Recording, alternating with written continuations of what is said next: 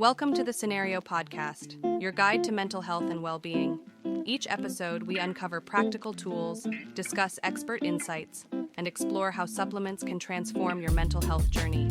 Get ready to learn, grow, and thrive with us. Ever feel like you're juggling a million things at once? To-do list out of control, your brain's just trying to keep up that constant kind of like underlying stress? Oh yeah, definitely. We've all been there, right?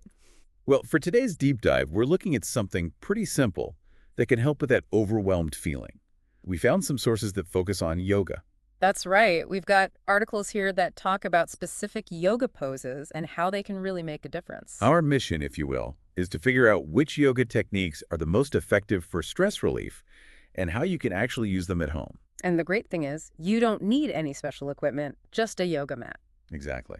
So whether you're a total beginner or you've done some yoga before, we want to give you some tools you can actually put into practice. And what I think is so fascinating is that the benefits of yoga are backed by science. It's not just about stretching. It really affects how your body and mind cope with stress. So why is yoga so often recommended for stress relief?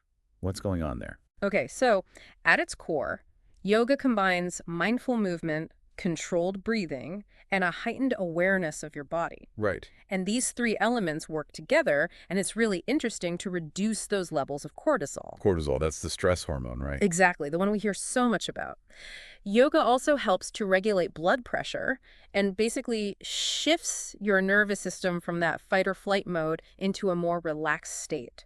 It does that by activating something called the parasympathetic nervous system. So even if you only have a few minutes, like let's say 10 or 15 minutes, can you still feel a difference? Absolutely. Our sources indicate that even short but consistent yoga practices can positively impact blood pressure, emotional balance, and even boost your energy levels. It's funny. We think of stress as this mental thing, but it really affects us physically too. What's actually happening in our brains when we do yoga? That's such a crucial point. Studies have actually shown that regular yoga can lead to structural changes in the brain. Wow, really? Yeah. Potentially even shrinking the amygdala, the part of the brain that's associated with fear. The fear center. Yeah, and it can increase gray matter in areas that are linked to memory, emotional regulation, and even compassion.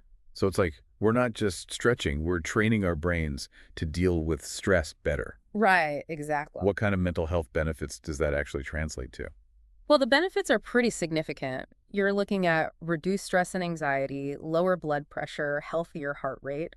There's also improved mood and mental clarity, and even better focus and emotional balance. Almost like hitting a reset button for your whole system when things are getting a bit crazy. That's a perfect way to put it. The combination of breath work, movement, and mindfulness in yoga, it creates a very powerful way to reset your nervous system. Yeah. And this is particularly useful if you're feeling burned out or just trying to manage your mental well-being, especially in such a demanding world. Okay, so we've talked about why yoga is so effective. Let's get into the how. Our sources talk about 7 specific yoga poses that are great for calming stress. Let's start with child's pose, Savasana. When you're feeling super overwhelmed, what does this pose do for you? Child's pose is all about surrender and finding stillness. It's very grounding, almost like going back to, a fetal position. Right. So when you're feeling overwhelmed, whether it's your thoughts racing or just a lot of emotional intensity, this pose can be like a refuge. Okay, so how do you actually get into child's pose? So you start by kneeling on your mat. Your knees can be hip-width apart or a little wider, whatever feels better for you. Okay. Bring your big toes together behind you and then gently fold forward from your hips. Bring your chest towards your thighs and rest your forehead on the mat. You can extend your arms forward, palms down, or keep them alongside your body, palms facing up, whichever feels best for your shoulders. That sounds very relaxing already. What are the main stress-reducing benefits? Well, it's known to calm the nervous system, like we discussed. It helps to ease feelings of fatigue, it lowers your heart rate naturally, and it gives you a gentle stretch in your lower back and hips. Yeah, those are definitely areas that can get tight. Oh, absolutely, especially if you're sitting a lot. And the sources mention a tip for making it even more comfortable. Yeah, if your hips don't quite reach your heels or if your forehead doesn't comfortably touch the floor, you can put a folded blanket under your hips or between your forehead and the mat. Okay, that makes sense. So let's move on to cat-cow pose, Marjaryasana Bittalasana.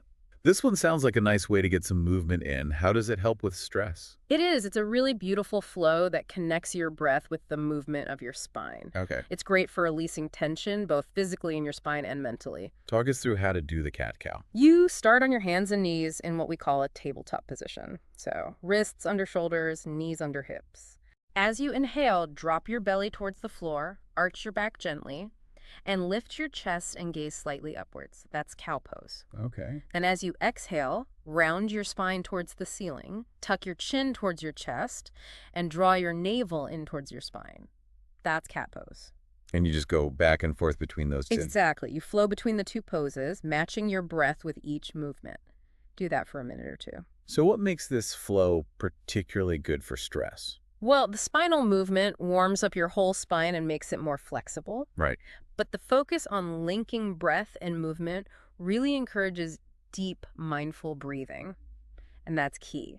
It also helps to release tension in your neck and shoulders, which are common places where we hold stress. Yeah, for sure. Is there a tip for making the cat-cow even more calming? Yeah, the sources suggest closing your eyes during the flow. Okay. It can help you become more internally aware, which deepens the calming effect. You're really focusing on the movement and your breath. All right, next up is legs up the wall pose, Viparita Karani.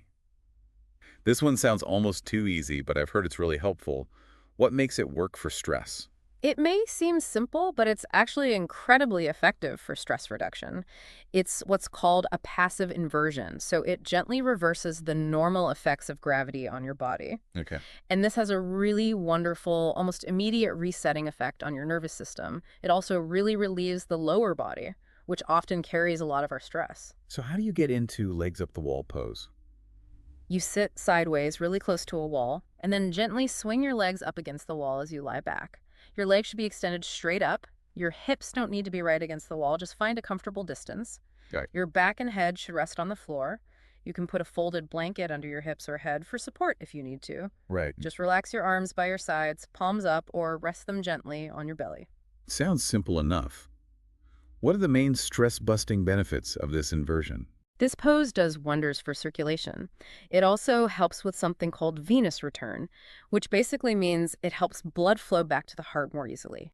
It's great for reducing swelling in your legs and feet, especially after you've been standing or sitting for a long time. And mentally, it's very calming, can lower blood pressure, and can even help you sleep better. And is there anything you can do to make this pose even more relaxing? Yes, the sources recommend placing a bolster or firm pillow under your lower hips. It creates a slight incline, and that can further help with circulation and deepen the relaxation. Makes sense. Our fourth pose is standing forward bend, or Uttanasana. I know this one can be intense, especially for the hamstrings. How does it help with stress? It can be intense if you have tight hamstrings, you're right. But the key is to approach it with a sense of letting go. Right. The act of letting your head hang heavy in this pose, it symbolizes releasing mental tension as well as stretching the body. So how do you get into Uttanasana correctly and safely? Start by standing with your feet hip-width apart. As you exhale, soften your knees slightly and fold forward from your hip joints. Okay. Keep your back straight as much as you comfortably can in the beginning. Just let your head hang heavy, release any tension in your neck. Your hands can either be on the floor beside your feet or you can hold opposite elbows for a deeper shoulder stretch. And remember, it's totally fine to keep your knees bent as much as you need to. So you don't have to force it? Not at all. You want to feel a stretch but not strain. Okay, good to know. What are the specific benefits for stress relief? Well, having your head hang upside down increases blood flow to the brain, which can be very calming. It also stretches your hamstrings, calves, and spine, which can help to release physical tension. Okay. A lot of people find it helps with fatigue, anxiety, even mild depression. Interesting. For people with tight hamstrings, are there modifications they can do? Absolutely. The sources suggest using yoga blocks under your hands to bring the floor closer. Or, as I said, you can just keep your knees bent. That way, you still get the benefits of the inversion and the upper body release without overdoing it. Okay, moving to a seated pose now. We have seated forward bend, or Paschimottanasana. What kind of stress relief can you get from this pose? This one's wonderful for finding inner calm and quiet. Hmm. It's especially good if you find your mind racing or you tend to overthink things. Yeah, I think a lot of us can relate to that. How do you get into seated forward bend? Start by sitting on the floor, legs extended straight out in front of you. Flex your feet, bring your toes towards your shins. Right. Inhale deeply to lengthen your spine upwards, creating space in your torso. As you exhale, fold forward from your hips, reaching for your feet, ankles, or shins. Okay. Try to keep your legs grounded and engaged, even if you can't reach your toes. What makes this seated posture so good for calming the nervous system? The forward bend gently compresses your abdomen, and that can be very soothing for your nervous system. It also stretches the back and hamstrings, releasing tension. It's also thought to help with digestion, relieve headaches, and it can even help you become more introspective and mindful as you hold the pose. Interesting. Any tips for making this pose easier if you're feeling a bit stiff? Yeah, you can put a rolled blanket or cushion under your knees to take some pressure off your hamstrings. Makes sense. That allows for a gentler fold. Or you can sit on a folded blanket or cushion that tilts your pelvis forward a bit, which can make it easier to fold forward with a straighter spine and less strain. Okay, good to know. Our sixth pose is bridge pose, or Setu Bandhasana. This one sounds a bit more energizing than the others. How does it help with stress relief? It's more of a gentle energizer and a heart-opening pose. Good. But it's also restorative in the sense that it can balance your nervous system. It's especially helpful when you're feeling depleted, but also have some underlying stress and anxiety. So how do you do bridge pose? Lie on your back with your knees bent and your feet flat on the mat, hip width apart. Keep your arms alongside your body, palms down. Right. Now press into your feet and engage your glutes to lift your hips off the floor. You can then interlace your fingers underneath your back and roll your shoulders slightly under to open your chest a bit more. Okay. Press your arms into the mat for support. What are the key benefits of bridge pose? Well, it opens up your chest, which can help to release emotional tension. It also gently stimulates the thyroid gland and helps to regulate your blood pressure and heart rate. Okay. Physically, it strengthens your lower body and back muscles. Right. And all of this while having a grounding and slightly energizing effect on the mind. And is there a way to make it more restorative for deeper relaxation? Yes, you can place a yoga block under your lower back on your sacrum once you've lifted your hips. Sacrum, that's the flat bone at the base of the spine, right? That's right. Gently rest your hips on the block. This supported version of bridge pose allows you to hold it longer, which deepens relaxation and helps your nervous system recover. Finally, we get to corpse pose, or Savasana. This one sometimes seems like the hardest, even though it's just lying there, I know, right? because it's so easy for your mind to wander. What's the key to making Savasana actually work for stress relief? Well, while it may look like you're just lying down, Savasana is really about conscious relaxation, integrating everything, and completely releasing tension both physically and mentally. It's okay. It's a crucial part of any yoga practice, especially if you're trying to manage stress. So how do you practice Savasana effectively? Lie flat on your back with your legs comfortably apart and your arms alongside your body, palms facing up. Just soften your whole body and gently close your eyes. Now bring your awareness to your breath. Notice it without trying to change it. The important thing is to consciously let go of any tension you're holding, from your toes to your fingertips, your jaw, your forehead, everywhere. Just let your body feel heavy and completely supported by the floor. So it's more than just lying there. Much more. It's about actively letting go. What are the benefits of this seemingly passive pose? Savasana is incredibly powerful for activating the parasympathetic nervous system, the rest and digest part we talked about earlier. It significantly reduces anxiety, helps clear your mind by letting it settle, and is deeply restorative for your whole being. Okay. It gives your system a chance to really process the effects of the other poses and just be. And any tips for making Savasana work better if your mind's racing? Yes, cover yourself with a light blanket. That creates a sense of security and warmth, which can be comforting. Okay. You can also put a small pillow or bolster under your knees. That helps release any tension in your lower back, which allows you to relax more deeply. Some people find it helpful to do a quick body scan at the start of Savasana, mentally checking in with each part of their body and consciously releasing tension. So we've gone over these 7 amazing poses. It seems like the environment you practice in could also play a big part in making them more effective for stress relief. It absolutely does. The environment sets the stage for relaxation. What are some things people can do to create a more calming yoga space at home? Well, our sources highlight several ideas. First, choose a quiet spot where you're unlikely to be interrupted. Even a small corner will do. Okay. Pay attention to the lighting. Natural light or soft, warm, artificial light can be very calming. A comfortable, good quality yoga mat is essential, especially for poses where you're lying down. Makes sense. Think about adding things that appeal to your senses and make you feel relaxed, like candles, essential oils, soft music, or even some plants. Yeah, a bit of nature. Exactly. And finally, decluttering the space can really help to minimize distractions and create a more peaceful atmosphere. So having a dedicated space makes it more likely you'll actually practice. Absolutely. It creates a stronger association in your mind and makes it easier to get on your mat and make yoga a regular habit. Now, for anyone listening who's new to yoga, what are some things to keep in mind to practice safely and effectively, especially for stress relief? It's really important to be patient with yourself and listen to your body. Starting slowly and practicing mindfully is key. What are some specific tips for beginners?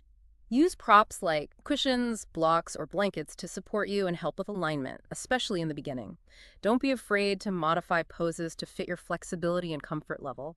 It's totally fine to bend your knees in forward folds or not go as deep into a stretch. Right. The most important thing is to pay attention to your body's signals. A little discomfort is normal as you stretch, but if you feel sharp or persistent pain, ease off. Always focus on your breath. It should be smooth and even. And most importantly, be kind to yourself.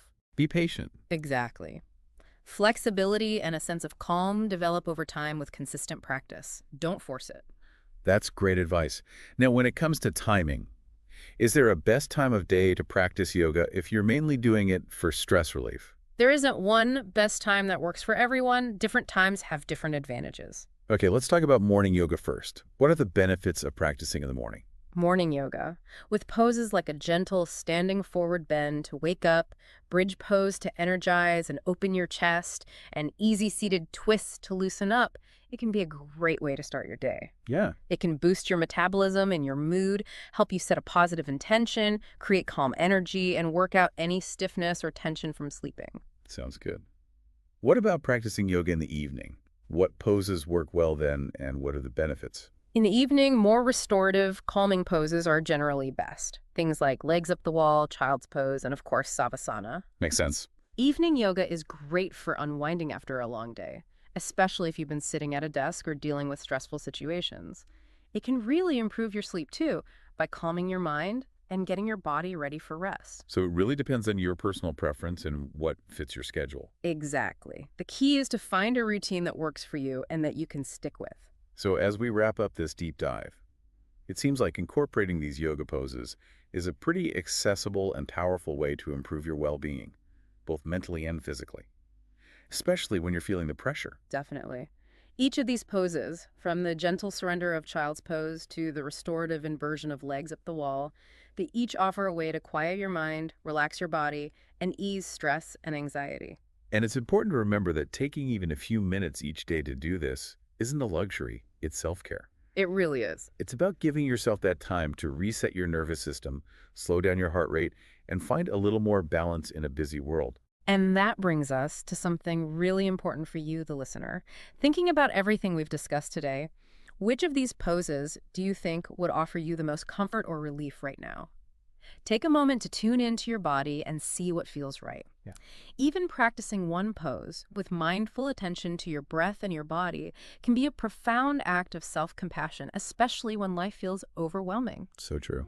Thanks for tuning in to the Cenario Podcast. Don't forget to visit Cenario.com for more expert tips, articles, and supplements designed to support your mental health.